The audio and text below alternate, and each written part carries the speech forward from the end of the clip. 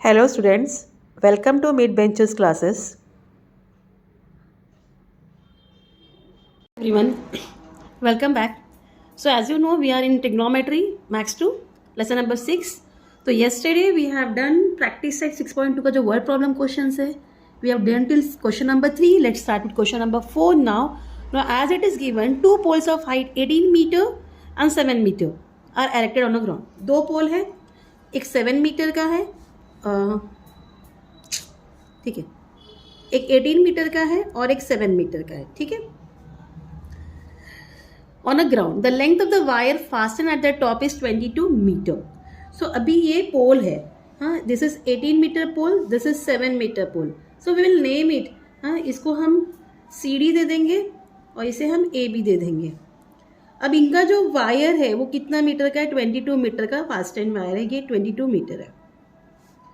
So find the angle made by the wire. तो आपको बताना है कि ये जो एंगल बना है ये कितना है, ये हमें बताना है, ठीक है. सो इस तरीके से आपका फिगर आएगा. फाइन, यहाँ हम नाम दे देंगे E. So let's start. Will assume let segment AB and segment CD represent, क्या रिप्रेजेंट कर रहा है? Two pole, the two poles. Fine. AC represent the wire. AC क्या रिप्रेजेंट कर रहा है? वायर. एंड सेगमेंट AE जो है इज द हॉरिजॉन्टल. तो AB is equal to 7 metre, CD is equal to 18 metre, AC is equal to 22 meter. So angle CAE, जो angle है CAE क्या है? Angle is the angle made by the wire with the horizontal. Fine.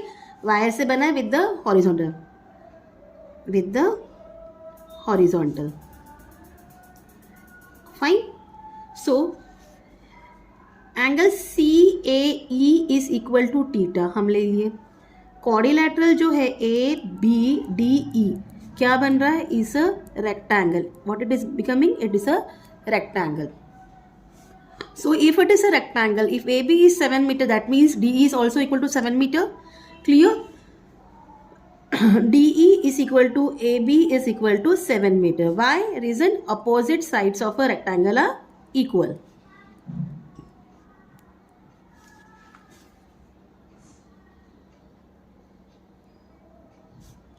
Clear this much? So CE is equal to, CD is equal to CE plus DE. That is equal to 18 plus, अभी DE आपके पास CD है ना, तो यहाँ लिखेंगे therefore 18 equal CE plus 7. Therefore CE is equal to 18 minus 7, it's equal to 11 metre. कितना मिल गया? 11 metre. So now in right angle triangle, अब हमें आपके देखो CE भी मिल गया है. CE कितना है? 11 है. दिस इज 22 मीटर, ठीक है. So in right angle triangle CEA sine theta is equal to CE. Sine theta equal to CE upon hypotenuse होता है ना, सो अपोजिट अपॉन हाइपोटेन्यूज होता है CE upon AC. That is equal to 11 upon 22. 11 one सा 11, 11 to सा 22. Therefore sine theta क्या मिल गया? 1/2. और 1/2 किसका वैल्यू है? It's 30 degree value.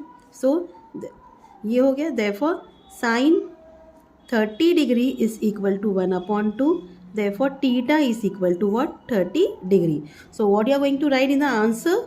The angle made by the wire with the horizontal line, with the horizontal, is 30 degree. So this is your answer of question number 4. This much is clear. Let's proceed to question number 5 now.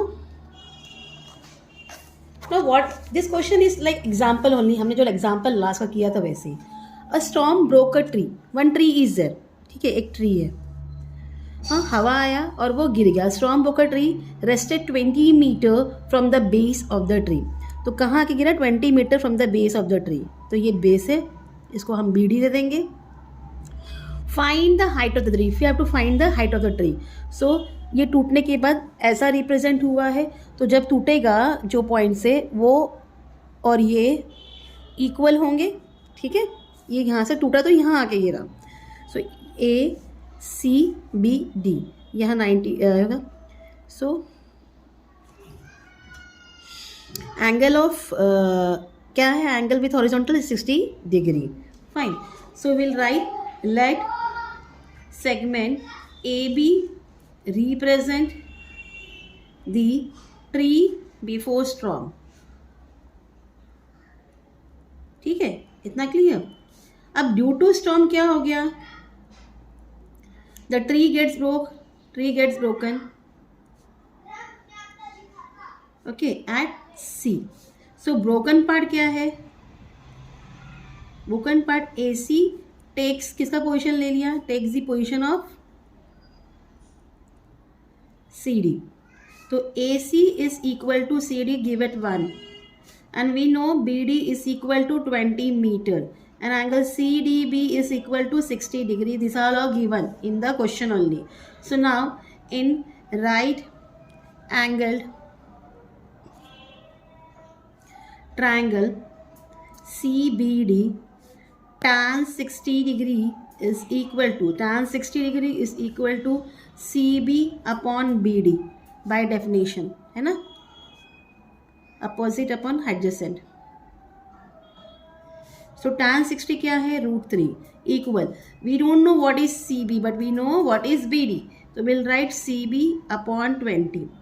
हाँ, यहाँ लिखोगे tan 60 degree is equal to √3. This much is clear. Therefore CB is equal to 20 into √3 meter. Also sin 60 degree is equal to CB upon CD. ये भी by definition है. Fine. तो sin 60 की value है √3/2 equal CB क्या मिला हमें? 20 √3. अपन अपने को पूरा ट्री चाहिए ना, तो हमें सबका मेजरमेंट चाहिए रहेगा. Upon CD. Fine. Cross multiply. यहाँ लिखोगे sin 60 degree equal to √3/2. This much is clear. So cross multiply करोगे तो 20 2 रूट से मल्टीप्लाई और 3 नीचे आएगा. Therefore CD equal 20 √3 into 2 upon √3. √3 cut. You are going to get CD equal to 22 is 40 meter. Now AC is equal to CD. It's equal to 40 metre. हमने ये पहले बता दिया था कि AC और CD इक्वल है. This much is clear. Now what is AB? AB equal to AC plus CB. Why? Because C is in between A and B. हाँ, तो AB is equal to 40 plus 20 √3 metre. This is only the your answer. आपको पूछा गया था कि height of the tree क्या है. यही अगर 3 का आपको √3 का वैल्यू क्वेश्चन में दिया होता तो you have to multiply and then add this. But यहाँ नहीं दिया तो you can stop here only. If it is given there then only do, otherwise don't do. Answer height of the tree is equal to 40 plus 20 √3 meter. So this was your question number 5th. Next question. A kite is flying at a height of 60 meter. समझो ये kite है, ये 60 metre height पर है. ठीक है, ground से. Let it give AB. ठीक है. String is attach to the kite at the ground. हाँ, it makes an angle of 60 degree. जो स्ट्रिंग अटैच है ग्राउंड को, वो क्या बना रहा है? 60 डिग्री का एंगल बना रहा है. हाँ, D दे दो इसको नाम. Assuming the string is straight. अगर अज्यूम करना है कि आपको स्ट्रिंग स्ट्रेट है तो उसकी कितनी लेंथ होगी वो आपको बताना है. सो पहले तो हम लिखेंगे लेट A क्या कर रहा है? A represent the position of kite. ठीक है, क्लियर. और सेगमेंट जो BD है वो रिप्रेजेंट कर रहा है सरफेस ऑफ द ग्राउंड को.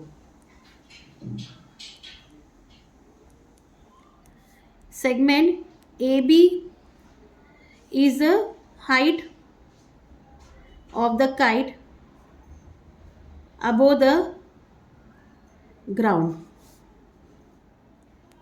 हाँ, तो ए बी क्या है 60 metre. Angle A D B is the angle made by the string with the ground. ठीक है, विद द ग्राउंड. तो angle A D B is equal to 60 degree. So now in right angle triangle ADB ABD, right angle triangle ABD, sin 60 degree is equal to sin 60 degree AB upon AD by definition. Fine.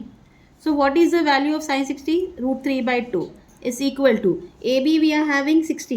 We don't know what is AD. Write it AD only.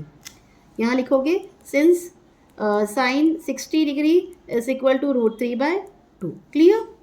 Now cross multiply AD equal to 60 into 2 upon root 3. This much is clear. Now what is the value of root 3? First what you are going to do, you are going to rationalize this. Rationalize करो कैसे, मतलब क्या करोगे, root 3 ऊपर और नीचे multiply करोगे. A D equal to 120 upon root 3. हाँ, therefore A D is equal to 120 upon root 3 into root 3 upon root 3. So root 3 root 3 चला जाएगा. A D equal 120 root 3 upon 3. अब 3 से 120 डिवाइड करो. 3 4 are 12, 3 0 0. You are getting 40 into root 3. तो AD is equal to 40 root 3. Therefore क्या है root 3 का value 1.73. AD equal to 40 into 1.73 multiply by 4. 4 3s are 12, 4 7 28, 29, 4 1s are 4, 5 6. Put the decimal here, 0 here. और अब point shift करो 1 2. You are getting 69.2 meter. So AD is equal to 69.2 meter. So length of the string, जो धागा है वो कितना है, answer length of the string is equal to 69.2 meter. So this was your practice set. Last question, 6th one. Hope you have understand. और जो कल problem set है will start from tomorrow. Till then please do like, share and subscribe my channel student. Thank you for watching. Take care. Bye.